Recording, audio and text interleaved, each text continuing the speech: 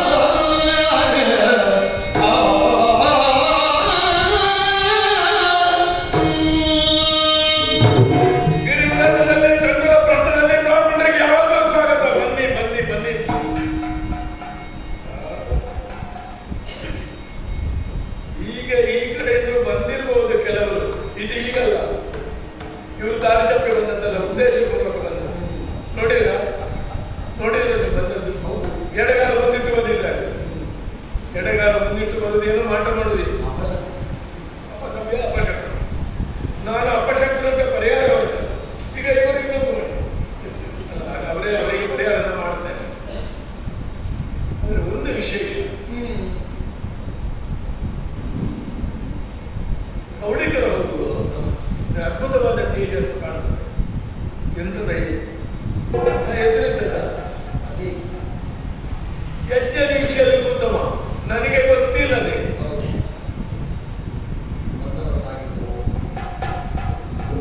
ಒಂದೋ ಮಹಿಮಾವಂತರಾಗಿರಲಿ, ಇಲ್ಲದ್ರೆ ತಿಳಿಯದೆ ಅಭ್ಯಂತರ ಮಾಡಬೇಕಾದ್ರೆ ಮಹಾ ಮೋಸಗಾರರಾಗಲಿ. ಎರಡರಲ್ಲಿ ಒಂದು ಮಹಾವಂಚಕರಿಗಾಗಿ ಆ ಶಬ್ದವೇ ಆಗಲ್ಲ. ಮಹಾವಂಚಕ ಮಹಾ ಅವಂಚಕ ಎರಡು ಶಬ್ದ ಒಂದೇ. ಅಂದೇ ಸಂದು ಕಲಿಸುವ ಶಬ್ದ ಆದಾಗಲಿಲ್ಲ. ಈಗ ಹೆದರ್ತೇನೆ ನಾನು. ಆದರೆ ಬ್ರಾಹ್ಮಣರು ಅದು ಎಂಥದೇ ಆಗಲಿ, ಬ್ರಾಹ್ಮಣರ ಬಗ್ಗೆ ನನಗೆ ವಿಶ್ವಾಸ. ಗುರುಗಳನ್ನು ಕರೆದಿದ್ದೇನೆ, ಅವರೇನೋ ಬ್ರಹ್ಮದಲ್ಲಿ ಆಚೆ ಈಚೆ ಇದ್ದಾರೆ, ಅವರ ಶಿಷ್ಯರು ಬಂದಿದ್ದಾರೆ ನನ್ನೊಟ್ಟಿಗೆ. ಎಲ್ಲ ಸೇರಿಸಿಕೊಂಡು ಬನ್ನಿ, ಯಾವುದು ಅಂತ ಕೇಳಬೇಡಿ.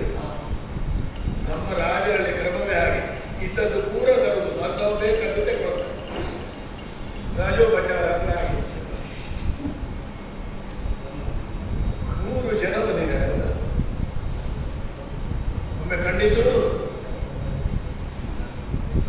ಯಾವ ರೀತಿ ಭಾವಕರು ಇಂದ್ರಾಗ್ನಿ ಬರುತ್ತಾರೋ ಉಳಿತಾರೆ. ಮಗದನ್ನು ಕಾಣಬೇಕಾದ್ರೆ ಹಾಗೆ ಬರ್ತಾರ ಎದುರೆದುರು ಬರಬೇಕಿತ್ತು.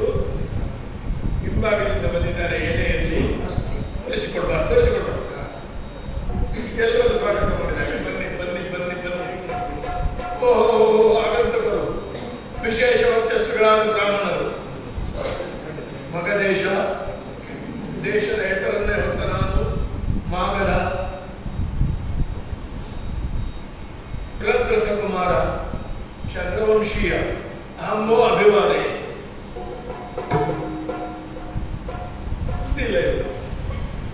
ಬ್ರಾಹ್ಮಣರಿಗೆ ಬಾಯ್ಬಲ ಆಶೀರ್ವಾದವನ್ನು ಬಂದೇ ಬರ್ತದೆ ಅವರ ಬಾಯಲ್ಲಿ. ಬಂಜೆಯೇ ನಮಸ್ಕಾರ ಮಾಡಲು ಬ್ರಾಹ್ಮಣ ಹೇಳ್ತಾರಂತೆ, ಅಷ್ಟಪುತ್ರ ಸೌಭಾಗ್ಯವಂತಿಗಳು.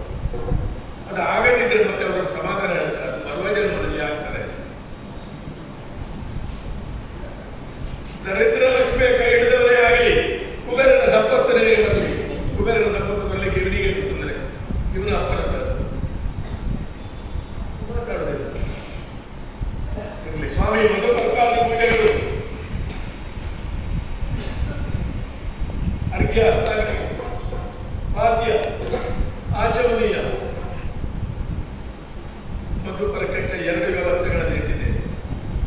ಒಂದು ನಮ್ಮ ಊರಿನ ಕ್ರಮ, ಜೀವ ಎತ್ತು ನಡೆದಿದೆ. ಕಳೆದು ತಿನ್ಬಹುದು, ಕರ್ಕೊಂಡು ಹೋಗುದು ಅಲ್ಲ. ಕೆಲವರು ಈಗ ಬ್ರಾಹ್ಮಣರನ್ನು ಮಾಡಿಕೊಂಡ ಬದಲಾವಣೆಯನ್ನು ತಿದ್ದುಪಡಿಯೋ ಅದು ಇರಲಿ. ಜೇನು, ಅರಳು, ಮೊಸರು ಎಲ್ಲ ಒಟ್ಟಾಕಿದ ಆ ಮಧು ಬರ್ಕವೋ ಈ ಮಧು ಬರ್ಕವೋ ನನಗೆ ಗೊತ್ತಾಗ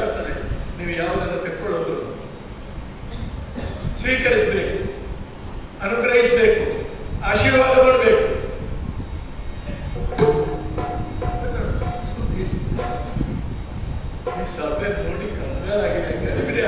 ಕೆಲವರಿಗೆ ಬಾಯಿ ಬರುವುದಿಲ್ಲ ನೋಡಿ, ಅದ್ಭುತ ಭಾಷಣಕ್ಕೆ ಸಿದ್ಧತೆ ಮಾಡಿ ಹೋಗಿದ್ದಾರೆ, ಏನೆಲ್ಲ ಮಾಡ್ತಾರೆ. ಸಭೆ ನೋಡಿದ್ರು ಈಗ ನಾನು ಈಗ, ಆದ್ರೆ ಈಗ ಅರ್ಥವಿಲ್ಲ.